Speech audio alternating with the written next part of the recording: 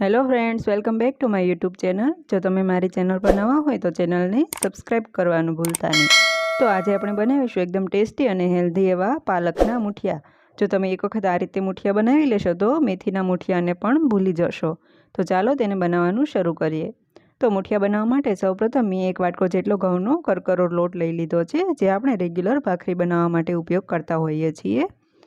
ત્યારબાદ તેમાં આપણે ચણાનો લોટ એડ કરવાનો છે। તો મેં અહીંયા લગભગ 3 ચમચી જેટલો ચણાનો લોટ એડ કર્યો છે। તમે તમારા ટેસ્ટ પ્રમાણે વધારે કે ઓછો કરી શકો છો। ત્યારબાદ હું અહીંયા સૂજી એડ કરી રહી છું। મેં અહીંયા સૂજી પણ 3 ચમચી જેટલો લીધો છે। અહીંયા સૂજી એડ કરવો બિલકુલ ઓપ્શનલ છે, પરંતુ તેને એડ કરવાથી મૂઠિયામાં એકદમ સરસ ટેક્સચર આવશે। ત્યારબાદ આપણે તેમાં 3 ચમચી જેટલો બાજરીનો લોટ એડ કરીશું, જેનાથી મૂઠિયા ચીકણા નહીં બને। ત્યારબાદ આપણે ત્રણેય લોટને સારી રીતે મિક્સ કરી લેવાનું છે। લોટને આપણે સૌપ્રથમ ડ્રાય જ મિક્સ કરી લઈશું। ત્યારબાદ મેં અહીંયા પાલકની ભાજીને પહેલેથી જ કટ કરીને ધોઈને તૈયાર કરી રાખી છે। તમે જોઈ શકો છો ભાજી એકદમ સરસ કટ કરીને રેડી કરી લીધેલી છે। તો મેં અહીંયા ભાજીને આ રીતના કાણાવાળા વાસણમાં મૂકી છે, જેનાથી વધારાનું પાણી નીકળી જાય।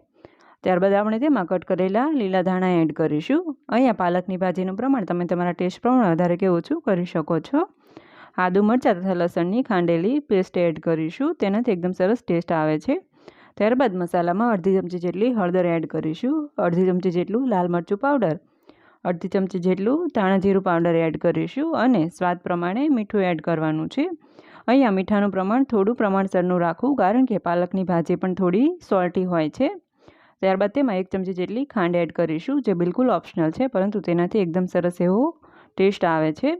ત્યારબાદ મૂઠિયા એકદમ સરસ પોચા બને તેના માટે 1 ચમચા જેટલું તેલ એડ કરીશું અને હવે બધી જ વસ્તુને એકદમ સરસ રીતે મિક્સ કરી લેવાની છે।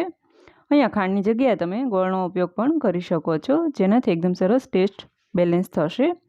તો મેં અહીંયા બધી જ વસ્તુને સારી રીતે મિક્સ કરી લીધી છે। ત્યારબાદ હું અહીંયા લોટમાં દહીં એડ કરી રહી છું, જેનાથી મૂઠિયા લાંબો સમય સુધી સોફ્ટ રહેશે। તો મેં અહીંયા લગભગ 4 ચમચી જેટલું દહીં એડ કર્યું છે। ત્યારબાદ 1 ચપટી જેટલા બેકિંગ સોડા એડ કરીશું અને સોડાને એક્ટિવેટ કરવા માટે અડધી ચમચી જેટલો લીંબુનો રસ એડ કરીશું, જેનાથી મૂઠિયા એકદમ સરસ પોચા અને ટેસ્ટી બને છે। તો હવે આપણે બધી જ વસ્તુને એકદમ સરસ રીતે મિક્સ કરી લેવાની છે। અહીંયા આપણે દહીંનો ઉપયોગ કર્યો હોવાથી પાણીનો ઉપયોગ પાછળથી કરવાનો છે। તો તમે જોઈ શકો છો બધી જ વસ્તુ એકદમ સરસ રીતે મિક્સ થઈને આ રીતના ક્રમ્બલની ટેક્સચર આવી ગયું છે। ત્યારબાદ આપણે પાણી એડ કરતા જઈને તેનો લોટ બાંધતો જવાનો છે, બધું જ પાણી એકસાથે એડ નહીં કરીએ। પાણીની જેમ જેમ જરૂર લાગે તેમ પાણી એડ કરતા જઈને આપણે તેનો મીડિયમ સોફ્ટ એવો લોટ બાંધીને તૈયાર કરી લેવાનો છે। તો તમે જોઈ શકો છો મેં અહીંયા તેનો લોટ બાંધીને તૈયાર કરી લીધો છે। ત્યારબાદ તૈયાર થયેલા મૂઠિયાના લોટ પર આ રીતના થોડું તેલ લગાવીશું અને તેને એક વખત સારી રીતે મસળી લેવાનું છે। તો આ રીતના લોટને મસળી લેવાથી મૂઠિયા એકદમ સરસ બને છે। તો હવે આપણે મૂઠિયાને વાળીને સ્ટીમ કરવાના છે। તો તેના માટે મેં અહીંયા એક કાણાવાળી ડીશ લઈ લીધી છે અને તેમાં આ રીતનું તેલ લગાવી દઈશું, જેનાથી મૂઠિયા સારી રીતે ઉખડી શકે। તમે આને ઢોકળિયામાં પણ બાફી શકો છો। તમે અહીંયા આ રીતના કાણાવાળા વાસણમાં તેલ લગાવી લીધું છે।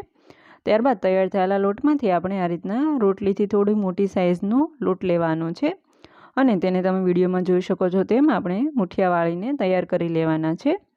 તમે તમારી ઈચ્છા પ્રમાણે અથવા મનપસંદ કોઈપણ સાઇઝના મૂઠિયા વાળીને તૈયાર કરી શકો છો, પરંતુ મેં અહીંયા તેને મીડિયમ સાઇઝના અને આ રીતના થીક એવા મૂઠિયા વાળીને તૈયાર કરી લીધા છે।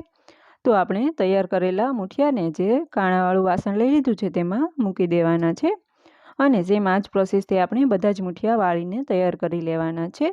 તો સાઈડ બાય સાઈડ આપણે અહીંયા મૂઠિયાને સ્ટીમ કરવા માટે પાણી પણ ગરમ થવા માટે મૂકી દેવાનું છે।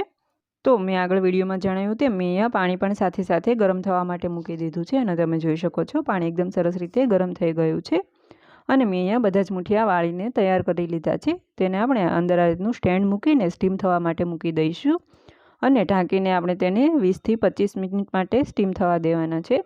લગભગ 25 મિનિટ જેવું થઈ ગયું છે। ઢાંકણ ખોલીને જોઈ લઈએ। તમે જોઈ શકો છો મૂઠિયા એકદમ સરસ ફૂલીને તૈયાર થઈ ગયા છે અને આ રીતના ચપ્પુની મદદથી ચેક કરતાં તે એકદમ સરસ રીતે સ્ટીમ થઈ ગયા છે। તો હવે આપણે તેને બહાર કાઢી લેવાના છે।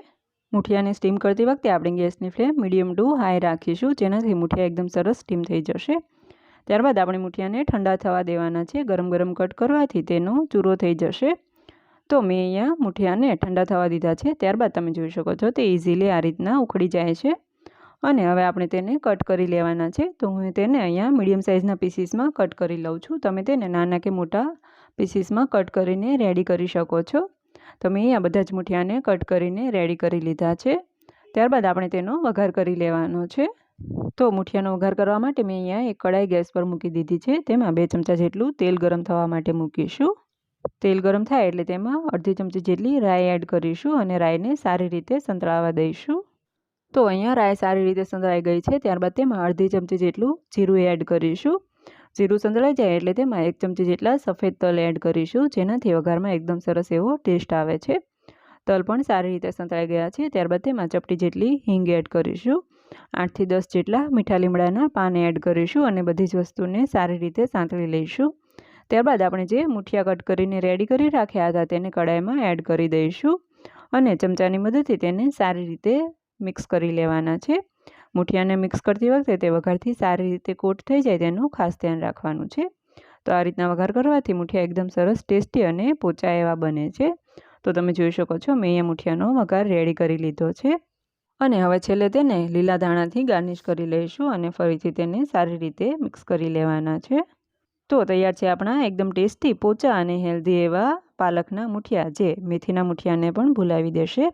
તો એક વખત બનાવીને જરૂરથી ટ્રાય કરજો. હું અહીં આ મુઠિયાને એક સર્વિંગ પ્લેટમાં કાઢી લઉં છું. તો તમને મારા આ પાલકના મુઠિયાની રેસીપી કેવી લાગી તે કમેન્ટ બોક્સમાં જરૂરથી જણાવજો. તેમજ જો મારી રેસીપી પસંદ આવી હોય તો એક વખત બનાવીને જરૂરથી ટ્રાય કરજો. તેમજ જો તમને મારા વિડીયો પસંદ આવતા હોય તો વિડીયોને તમારા ફ્રેન્ડ્સ તથા ફેમિલી ગ્રુપમાં શેર કરવાનું ભૂલતા નહીં. તેમજ મારી ચેનલ કાજલ્સ કુકિંગને સબસ્ક્રાઈબ કરો. Thank you.